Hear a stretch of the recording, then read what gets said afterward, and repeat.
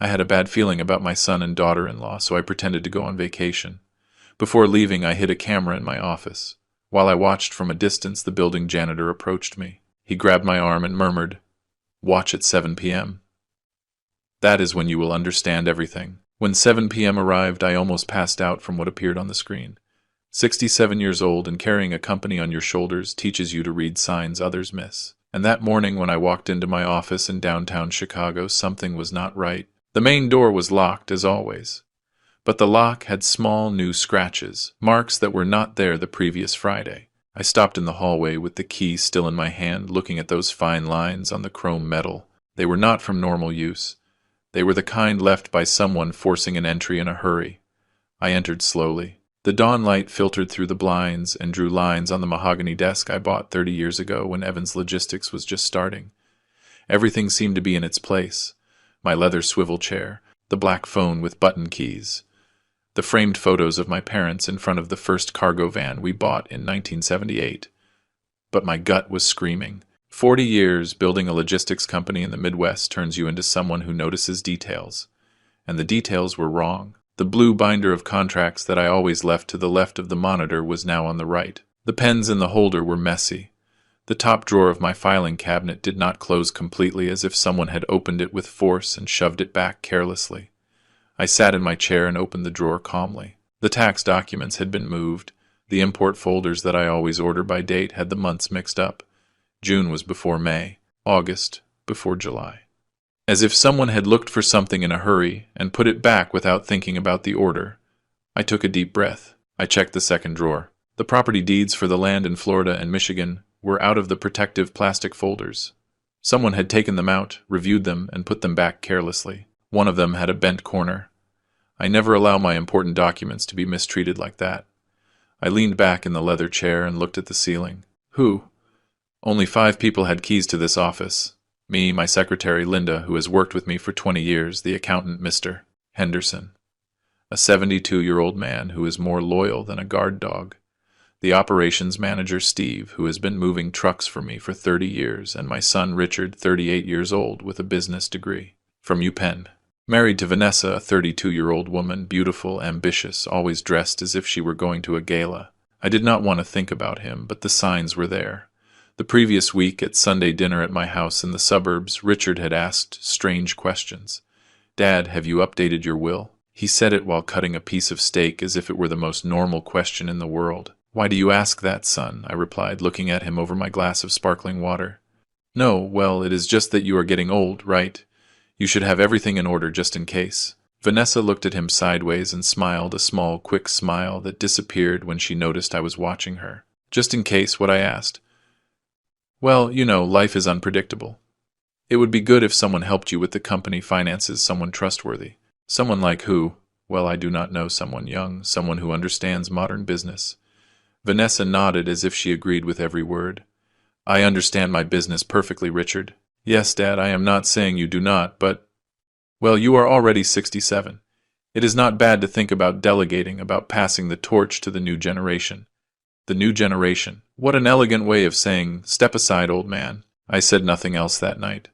I finished my steak, drank my coffee, and went to sleep.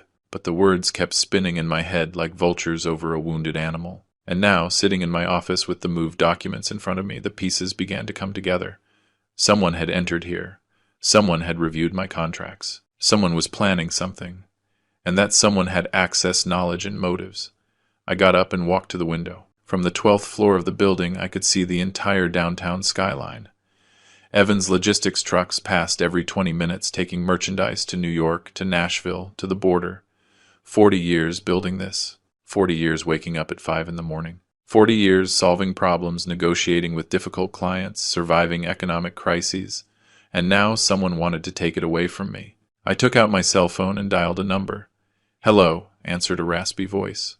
"Roger, this is Arthur Evans. I need to speak with you."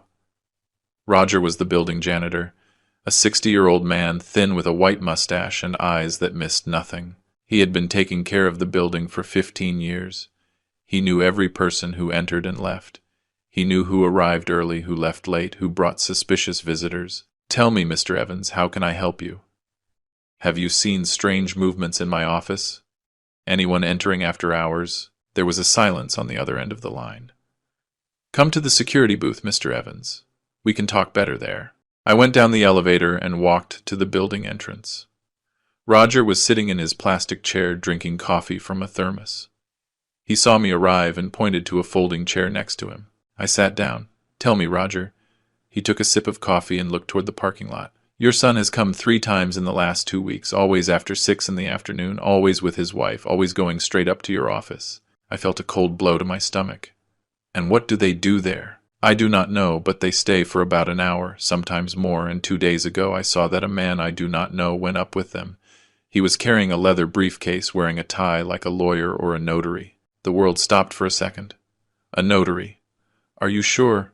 Yes, Mr. Evans. I never forget a face, and that man is not from here. I had never seen him. I got up from the chair. My legs were trembling, but I maintained my composure. Thank you, Roger. Wait, Mr. Evans. I stopped. If you want to know what is happening, come tonight at 7 o'clock sharp. That is the time they always arrive. I will make sure you can see everything.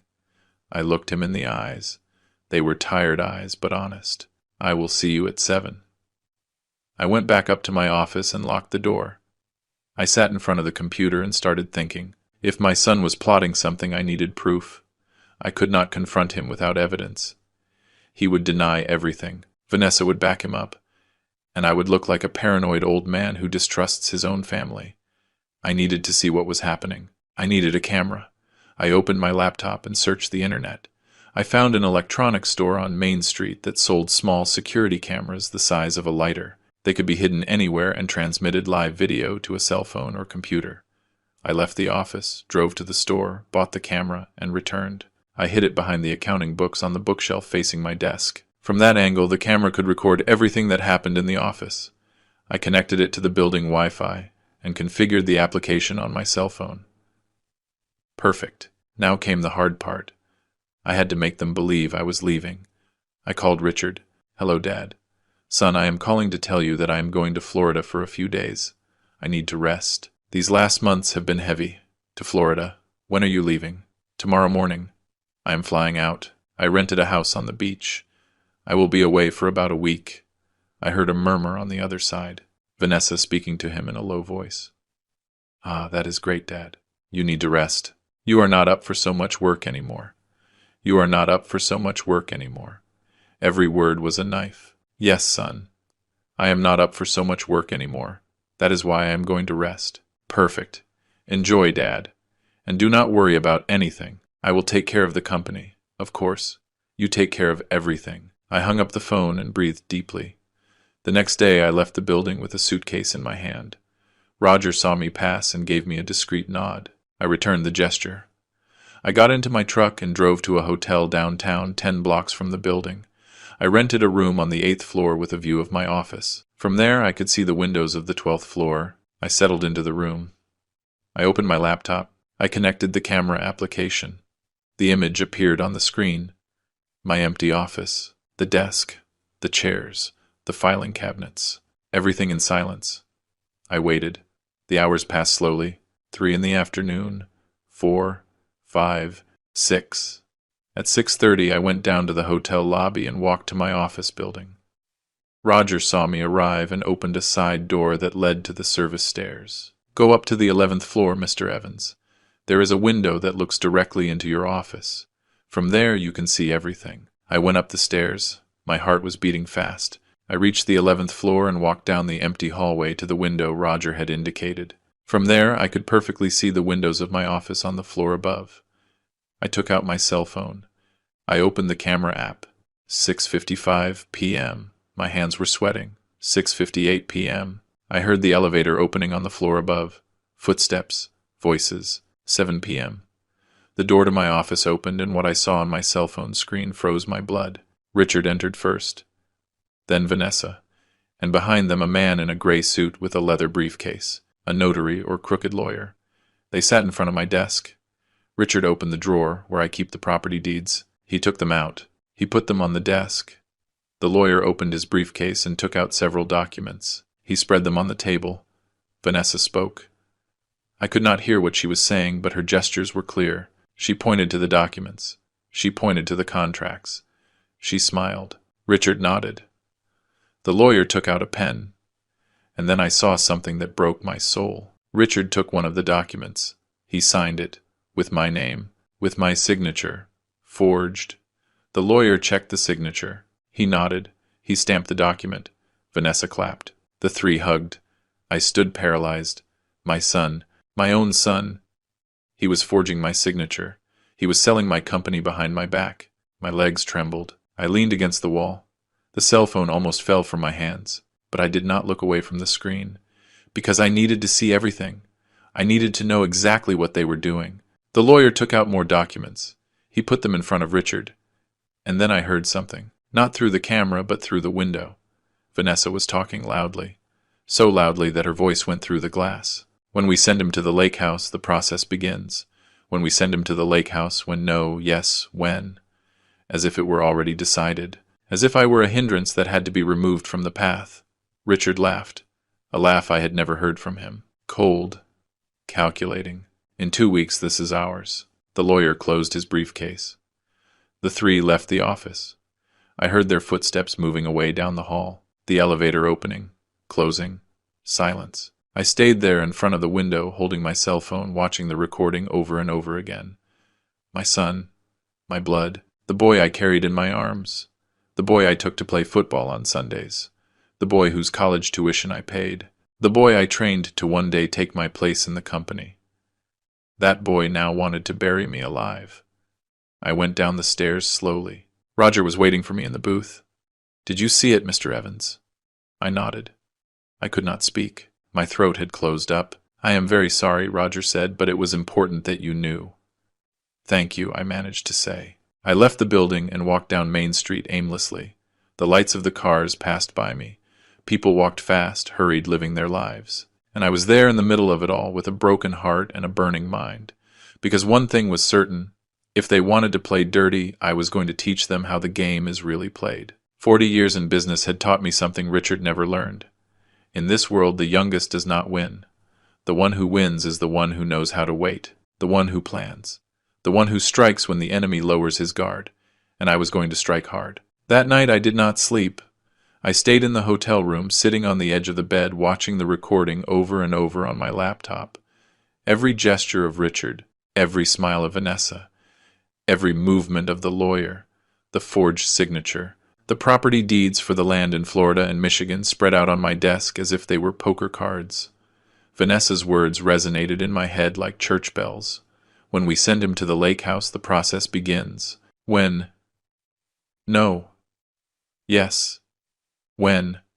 As if I were an old piece of furniture that had to be taken out of the house to make space. As if my 67 years of life, 40 of them building Evans Logistics, were worth nothing. I got up from the bed and walked to the window. From the 8th floor of the hotel, I could see the lights of Chicago extending like a golden sea to the horizon. Millions of people sleeping peacefully. Millions of families under the same roof, trusting each other. And me here hiding in a hotel, spying on my own son. What irony. I spent my whole life teaching him values, respect, honesty, hard work.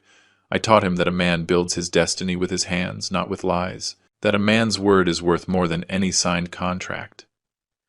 And what did he do with those lessons? He threw them in the trash, just like he was doing with me. I closed my eyes and took a deep breath. The pain was real, physical, as if someone had put a hand in my chest and was squeezing my heart. But along with the pain, something else was growing. Something cold, something hard. Rage. Not the explosive rage that makes you scream and break things. The other kind.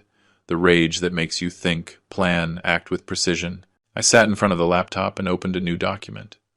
I started writing everything I knew. Facts. Richard and Vanessa entered my office 3 times in the last 2 weeks. They brought a lawyer. Richard forged my signature on legal documents. They are planning to take control of the company. The plan includes sending me to the lake house to start the process. They mentioned a deadline. 2 weeks. Questions. What documents did Richard sign? Who is the accomplice lawyer? Who are they planning to sell the company to? How do they plan to legally justify the transfer? What does sending him to the lake house mean? That last question gave me chills. It could not be literal. Or could it? Were they planning to do something to me? No, I knew Richard. He was ambitious, treacherous, a liar, but he was not that. Or was he? Did I really know my son, or had I been living with a stranger all these years? I closed the laptop and took my cell phone. I searched my contacts until I found the name I needed. Attorney George Miller. My lawyer. One of the best corporate lawyers in the state. 62 years old. Silver hair. Italian suits. A mind sharp as a razor. I had known him for 30 years. He had handled all the important contracts for Evans Logistics. He knew every detail of the legal structure of my company. If anyone could help me, it was him. But it was 2 a.m. I could not call him now. I would have to wait until dawn. I lay in bed, but I could not close my eyes. Every time I tried, I saw Richard's face signing those documents, Vanessa's face clapping, the lawyer's face stamping the betrayal. At 6 a.m, I got up, showered, and dressed in one of my gray suits. If I was going to face this, I would do it like the businessman I am, not like a victim. At 8 o'clock sharp, I called George. "Hello," he answered with his deep and deliberate voice. "George, this is Arthur Evans. I need to see you urgently." There was a pause. "What happened, Arthur? I cannot talk about it on the phone. We can meet at your office." "Sure. What time?" "Can you do it now?" Another pause. "Give me an hour. I will see you at 9. I will be there." I hung up. I left the hotel and walked 3 blocks to a diner I have known for 20 years. I ordered a black coffee and some eggs. I was not hungry, but I needed to eat something. My stomach burned from pure tension. At 10 to 9, I arrived at the building where George has his office. 15th floor office with a view of the river. His secretary recognized me immediately. "Mr. Evans, please go in. The attorney is waiting for you."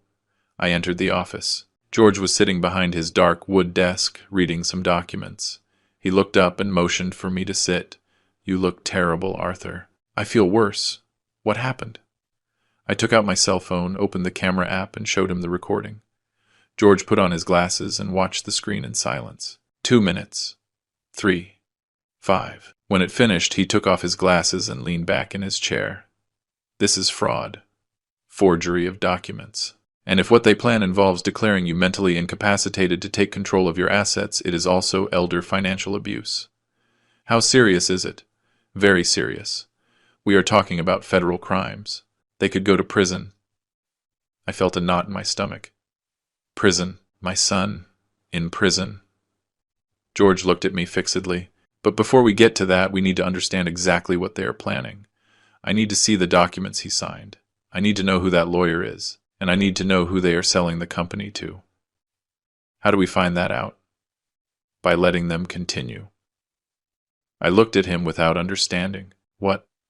If you stop them now, they will deny everything. They will say you were confused, that you misinterpreted what you saw, that the recording shows nothing illegal, and without stronger evidence, it will be your word against theirs. But I have the recording. The recording shows that they entered your office and reviewed documents. That is not illegal. He has a key. Technically, he has the right to be there. The only thing we could prove is that he signed something, but without seeing what he signed, we cannot accuse him of forgery. So, what do I do?" George leaned forward. "You let them go ahead with their plan. But you get ahead. You block everything they can use against you. You secure your company. And when they make their final move, you catch them red-handed, with irrefutable proof." "How?" "First, we are going to authenticate your signature at a legitimate notary public. We are going to put on record that any document signed after today without your physical presence is false." "Can that be done?" "Not only can it be done, it must be done. It is a legal protection that any businessman with your level of assets should have. We are going to do it today." "What else?" "Second, we are going to transfer the company to a trust. A legal trust where you are the sole beneficiary. That way, even if they forge your signature on sales documents, those documents will have no validity because the company will no longer be in your name. It will be in the trust. And won't that raise suspicions? Outwardly, nothing will change. The company will continue operating the same. The employees will notice nothing. But legally, it will be armored. No one will be able to sell it, transfer it, or mortgage it without your physical and personal authorization before a notary." "How long does it take to do that?" "If we start today 1 week, they mentioned 2 weeks. Perfect. That gives us time. And then you wait. You let them believe their plan is working, and when they make their final move, when they present the forged documents, when they try to close the sale, that is when you stop them. With all the evidence, before the authorities, before the district attorney, before a judge. I remained silent, processing everything. It was a solid plan, cold, calculated, exactly what I needed. Is there anything else? I said. What? Vanessa said something in the recording. When we send him to the lake house, the process begins. What does that mean? George frowned. Do you have property by the lake? A house in Michigan. I bought it 10 years ago for vacations. Is it in your name? Yes. Does Richard have access? He has keys. But the deed is in my name. George stood thinking. It is possible they are planning to make you sign a power of attorney while you are there. A remote place, far from your circle of trust, far from your lawyers. They take you, they make you sign documents, and when you return to Chicago, you are no longer the owner of anything. My stomach churned. And if I refuse to sign, then they will look for another way. They could forge more documents. They could try to declare you incapacitated. They could invent that you have mental health problems. With the right doctors and the right documents, it is possible. Is it that easy to take everything from someone? If the victim does not protect themselves, yes. That is why it is important that we act fast. I got up from the chair. Let's start today. George nodded. Give me 2 hours to prepare the documents. At 11, I will see you at Notary Public number 7. It is a notary I know well. The notary is completely trustworthy. I left his office and went down to the street. The morning sun hit the asphalt hard. The city kept moving. Cars, trucks, people walking fast with their cell phones in hand, all living their normal lives. And I was here in the middle of a war I never asked for, walking aimlessly for a few minutes. I needed to clear my mind. I needed to think. How had I reached this point? At what moment did I lose my son? Was it when I put him in business school? Was it when he met Vanessa? Was it when I started giving him responsibilities in the company? Or was it before? Was it when his mother died 10 years ago and I locked myself in work so as not to face the pain? Was it when I stopped asking him how he was and only asked him how the company numbers were? Was it when I turned him into an employee and stopped treating him like my son? The questions burned me, but the answers did not matter.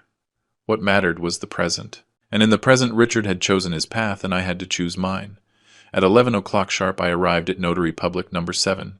George was already there with a folder full of documents. The notary was a 50-year-old man, thin with glasses and a brown suit. Mr. Evans, it is a pleasure, he told me, extending his hand. The pleasure is mine. We sat in his private office. George spread the documents on the desk.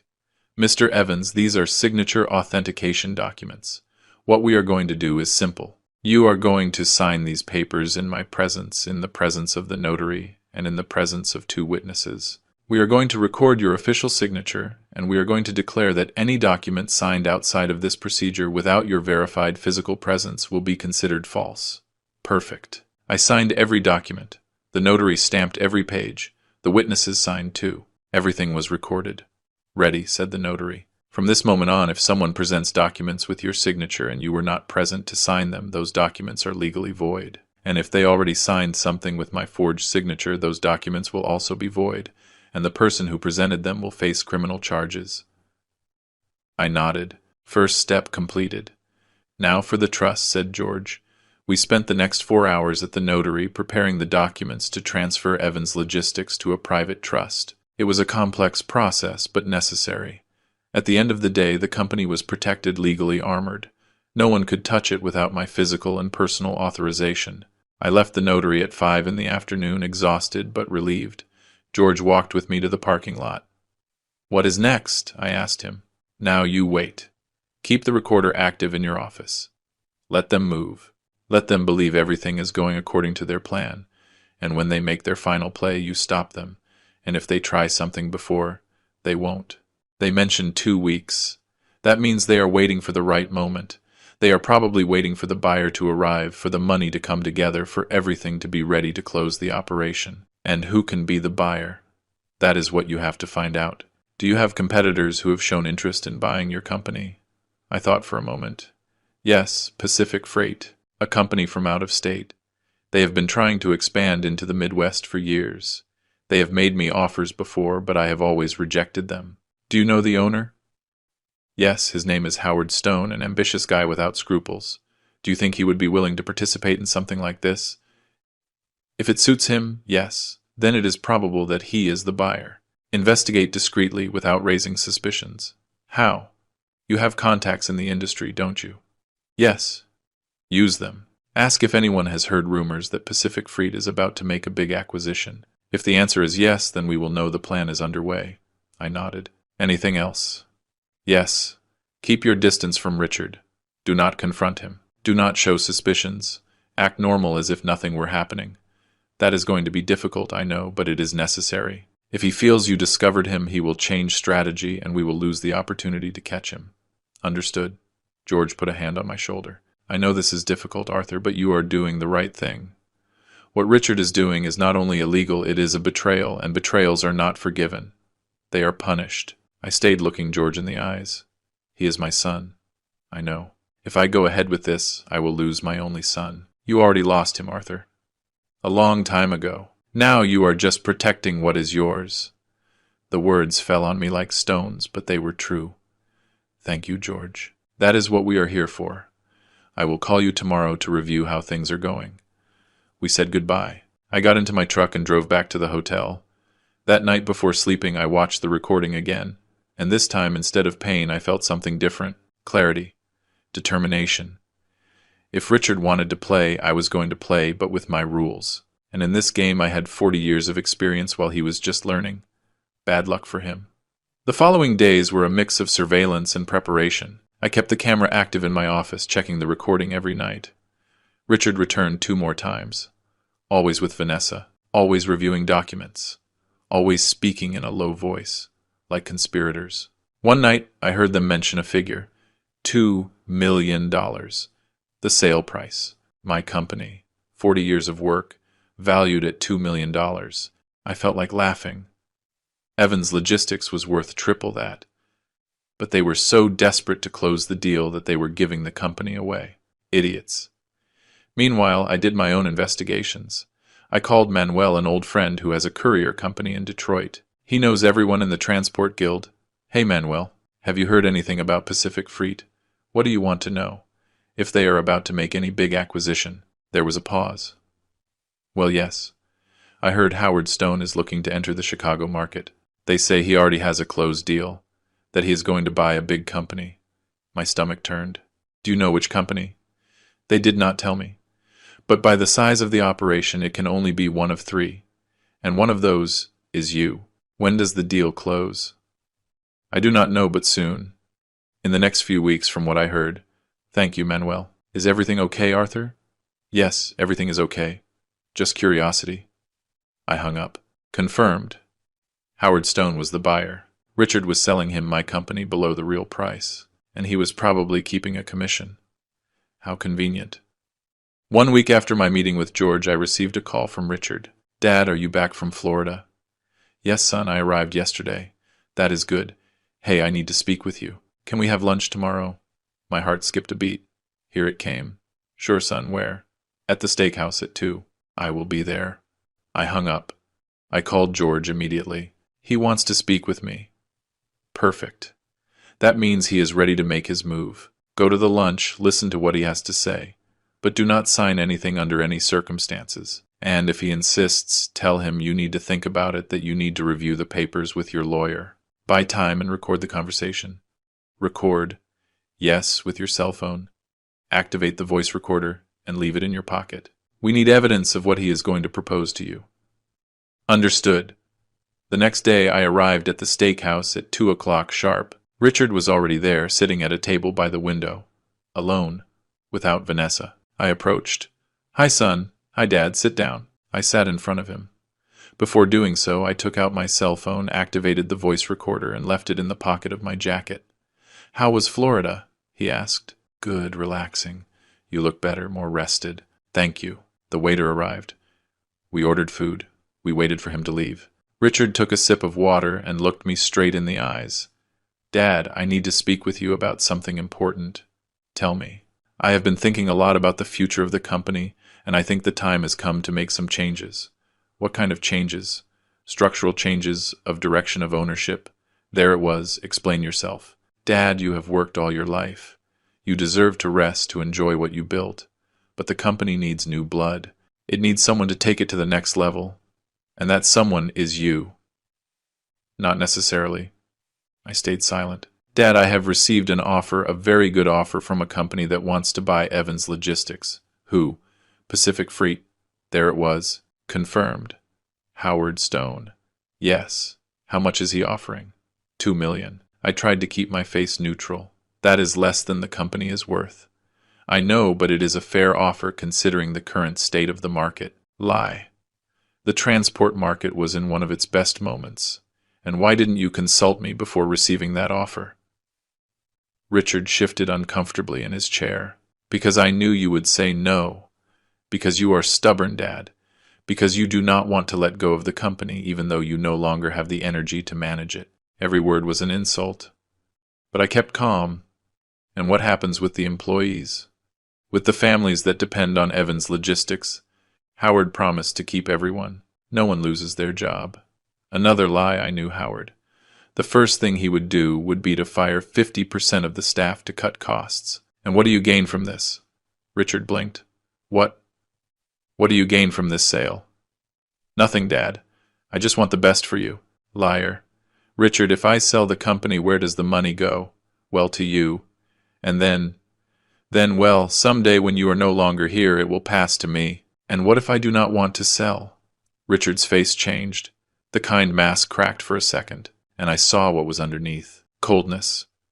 Dad, I am not asking for your permission. I am telling you what is going to happen. The air froze between us. How was that? I already signed the papers. The sale is done. I just need you to sign the final transfer. I felt the floor moving beneath me. But I maintained my composure. You signed in my name. I signed as the legal representative of the company. You are not the legal representative. I have power of attorney. I have not given you any power of attorney. Richard took an envelope from his briefcase and put it on the table. Yes, you did. 2 weeks ago, when you were in Florida, you sent it by mail. I opened the envelope. Inside was a notarized document with my forged signature, granting Richard total power over my assets. I stared at him. This is fake. It is not fake. It is certified by a notary. Which notary? That does not matter. It does matter. Because that notary is going to end up in jail along with you. Richard laughed. A dry laugh. Without humor. You are not going to do anything, Dad. Because if you try to fight this, I am going to declare you incapacitated. I am going to bring doctors to certify that you are no longer right in the head. That you suffer from dementia. That you cannot handle your own affairs. I remained silent, processing, assimilating. My son was threatening me. Openly. Shamelessly. This is what is going to happen, continued Richard. You are going to sign the final transfer. You are going to accept the money from the sale, and you are going to retire quietly to your house in Michigan. You are going to live comfortably the rest of your life, and no one has to get hurt. And if I refuse, then things get ugly. And believe me, Dad, you do not want things to get ugly. I looked him in the eyes, and I saw a stranger. Who are you? Richard got up from the chair. I am the future, and you are the past. The faster you accept it, the better for everyone. He left $100 on the table to pay for the food, and he left. I stayed sitting there, alone, with the envelope in my hands. The cell phone kept recording in my pocket.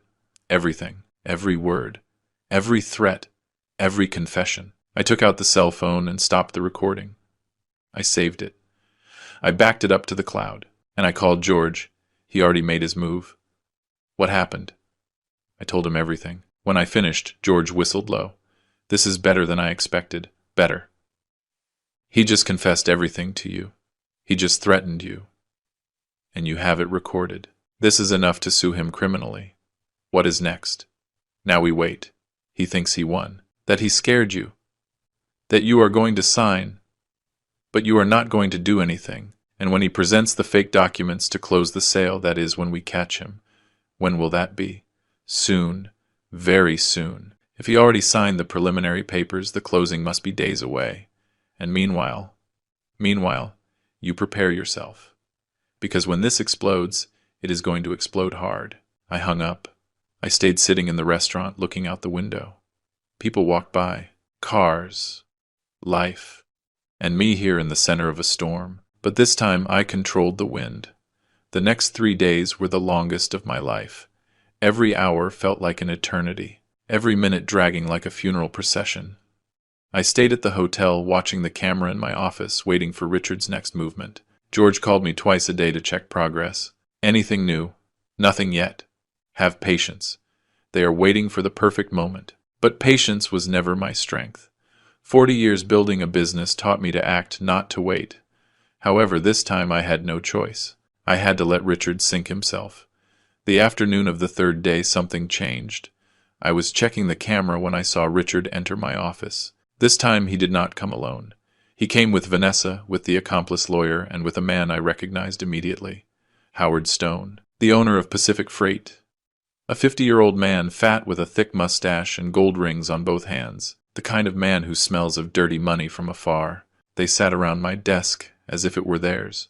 The lawyer extended documents on the table. Howard reviewed them carefully. Richard pointed to specific parts, explaining something I could not hear from the camera. Vanessa smiled, that smile that gave me nausea. My cell phone vibrated. A message from George. Are you seeing this? I had given him access to the live stream of the camera. Yes, I replied. That is Howard Stone, right? Yes. Perfect, they are closing the deal. This is what we needed. What do I do? Nothing. Just watch. And record everything. I left the cell phone aside and concentrated on my laptop screen. Howard took a pen from his jacket.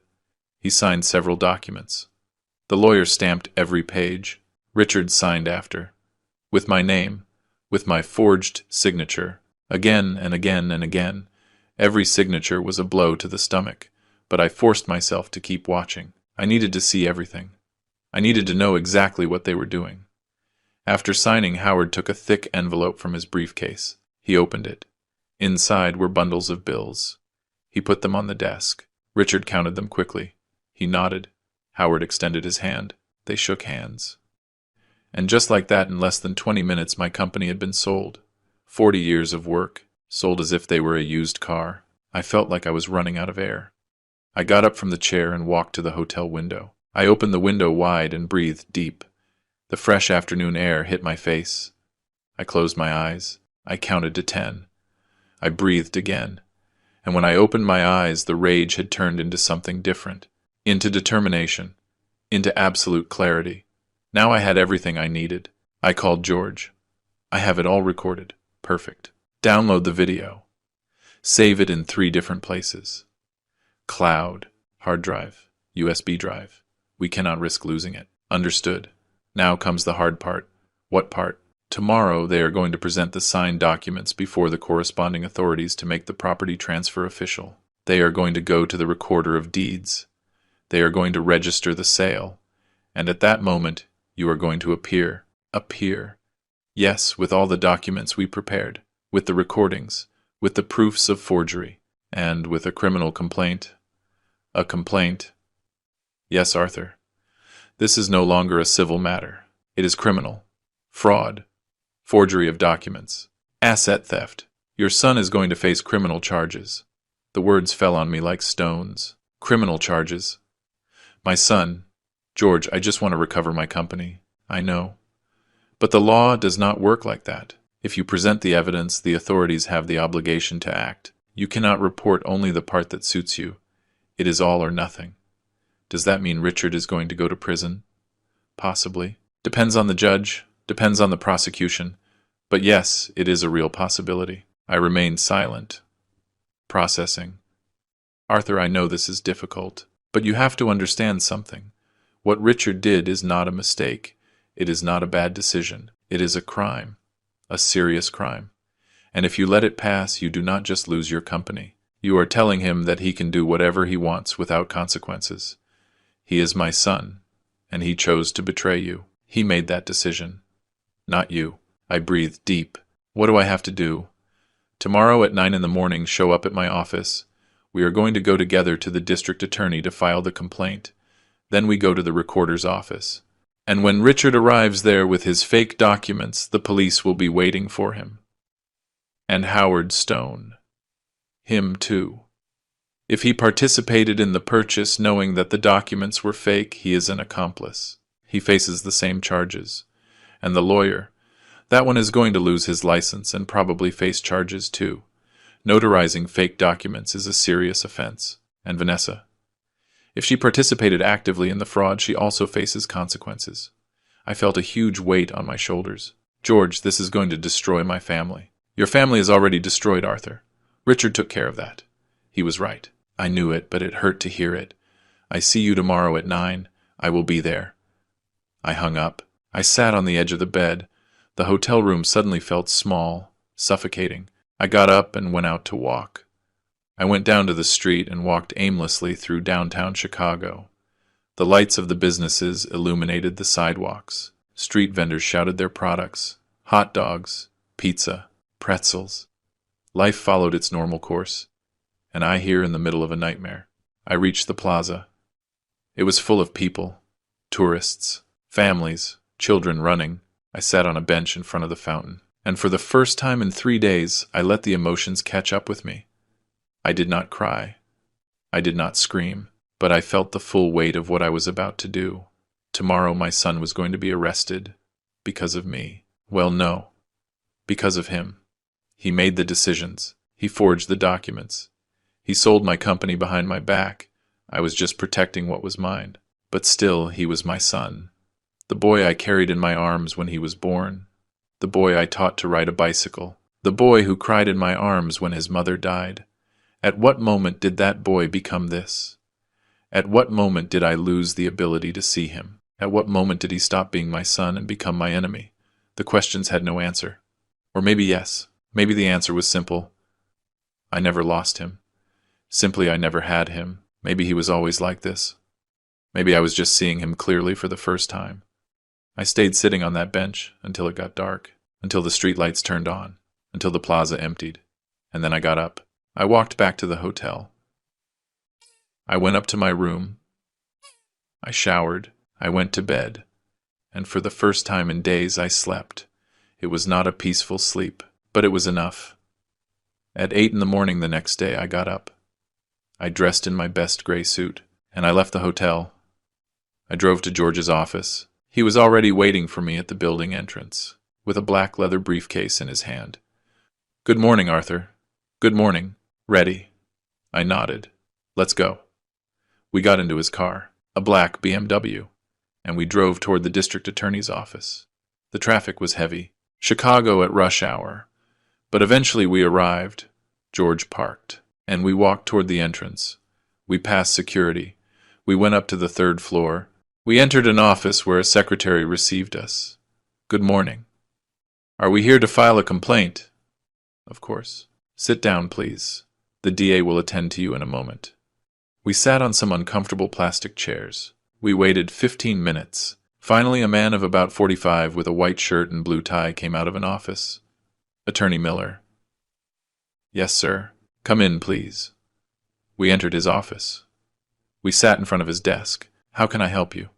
George opened his briefcase and took out all the documents, the recordings, the proofs of signature forgery, the trust documents, the notary authentications, the hidden camera video. He put everything on the desk. "Sir, we are here to report asset fraud and forgery of documents. My client, Mr. Arthur Evans, is the owner of Evans Logistics, a logistics company valued at more than $6 million. His son, Richard Evans, forged his signature on multiple documents to sell the company without his consent to a third party, Mr. Howard Stone, owner of Pacific Freight." The DA opened his eyes with surprise. "Do you have proof?" "All you need." George showed him the video. The DA watched it completely in silence. When it finished, he leaned back in his chair. "This is serious. We know. Where is the son now? We believe that in the next few hours, he will present himself at the Recorder of Deeds to register the sale. That is where we plan to intercept him." The DA nodded. "I am going to issue an immediate arrest warrant, and I am going to send agents to the recorder's office. If he shows up there, they will detain him." "Perfect. Mr. Evans, are you sure you want to proceed with this? It is your son." I looked him straight in the eyes. "I am sure." The DA nodded. Understood. I am going to open the investigation file immediately. I ask you to leave all the evidence here and to be available to testify when necessary. Of course. We left the DA's office an hour later. Everything was in motion. There was no turning back. Now what? I asked George while we walked to his car. Now we go to the recorder's office. And we wait. We drove to the county recorder's building, a gray 3-story building in the city center. We arrived at 11 in the morning. We parked on the street with a view of the main entrance. How long are we going to wait? I asked. The time that is necessary. We waited an hour. 2. At 1 in the afternoon, George went out to buy sandwiches and sodas. We ate in the car. We kept waiting. At 2:30, my cell phone vibrated. A message from an unknown number. Dad, I know what you are doing. Do not make a mistake you are going to regret. It was Richard. How did he know? I showed the message to George. Someone warned him. Maybe the lawyer. Maybe someone at the registry. It does not matter. Let him know that does not change anything. Do you think he will come? I do not know. But if he does not come today, he will come tomorrow. Or the day after. Eventually he has to register the sale. Without that registration, the transfer is not legal. Another message arrived. We can fix this. Let's talk you and me without lawyers. I did not respond. George looked at me. Do not answer him. Do not give him information. Let him get desperate. I put the cell phone away. We kept waiting. At 3:15, a silver car parked in front of the building. Richard got out of the driver's seat. Vanessa got out of the passenger seat. The lawyer got out of the back seat. The 3 walked toward the building entrance. There they are, I said.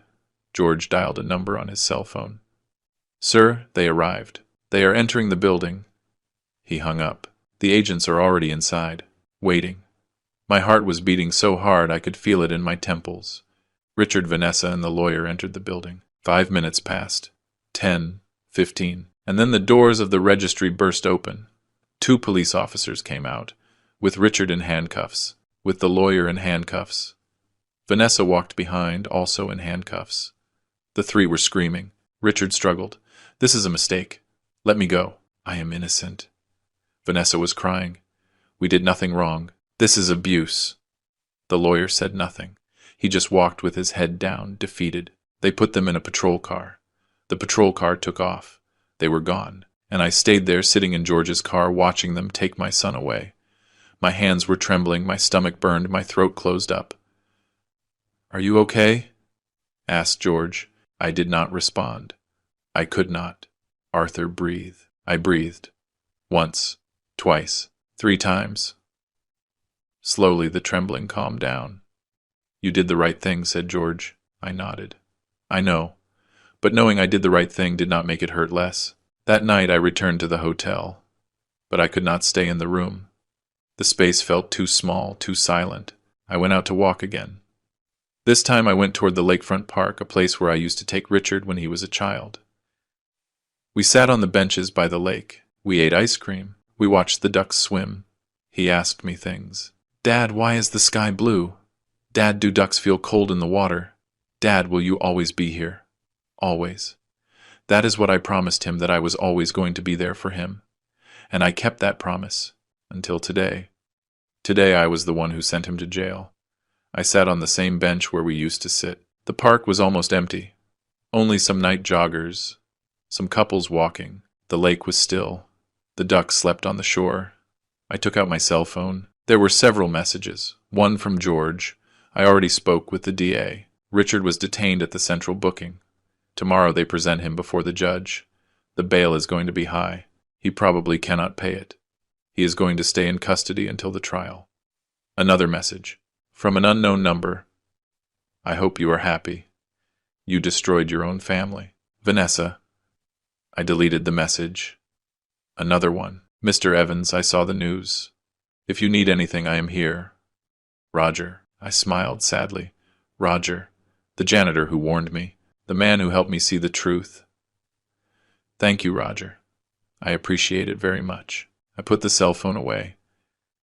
And I stayed there sitting, watching the water, thinking about everything that had happened, about how I had reached this point, at what moment my life became this. An hour later I got up. I walked back to the hotel. I went up to my room. I went to bed. And this time sleep did not come. I stayed awake all night, staring at the ceiling, thinking, remembering, regretting, but also feeling something strange. Relief. Because finally, after weeks of uncertainty, of pain, of betrayal, finally I knew the truth. Finally I had acted. Finally I had protected what was mine.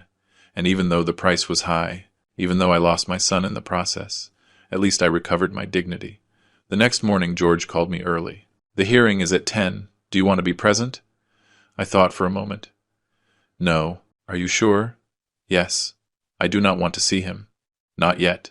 "Understood. I will be there. I will call you when it finishes." "Thank you, George." I spent the morning at the hotel, watching the news, drinking coffee, waiting.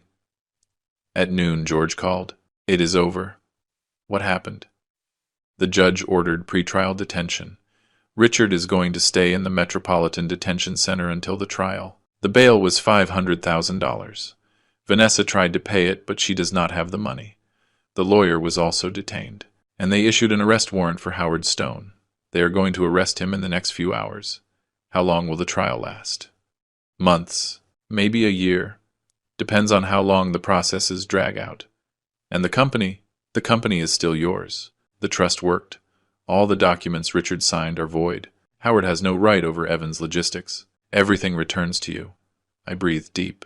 "Thank you, George." "You do not have to thank me. You did the right thing, Arthur. The hard thing, but the right thing." I hung up. I sat on the edge of the bed, and for the first time in weeks I felt something resembling peace. It was not happiness. It was not joy. It was simply the absence of fear, the absence of uncertainty. I knew what was coming. I knew the next months were going to be difficult, that there would be trials, statements, press scandals. But I also knew I had done the right thing. I had protected what was mine. I had defended my legacy. And although I lost my son, at least I did not lose my dignity. 3 months after the arrest, I returned to my office. The same office on the 12th floor with a view of downtown. The same one where Richard betrayed me. But now it was different. I changed the locks. I removed the hidden camera. I rearranged the furniture. I hired a new manager to replace Richard. A 50-year-old man, experienced, loyal. Someone who understood that trust is earned with actions, not with words. Evans' logistics kept operating. The trucks kept rolling. The routes kept working. The employees kept working. Life continued. But I had changed. I was no longer the same man who pretended to go on vacation months ago. That man trusted too much. That man believed that blood was stronger than anything. That man was wrong. I learned something in these months. I learned that family is not defined by blood. It is defined by actions, by loyalty, by respect. And Richard lost all that the day he decided to forge my signature. The trial advanced slowly.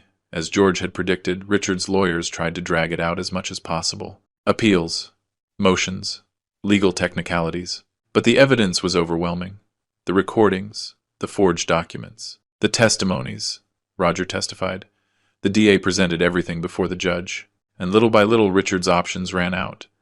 Vanessa tried to visit me twice. The first time she arrived at my house in the suburbs crying, she knocked on the door. My housekeeper, Mrs. Higgins, let me know.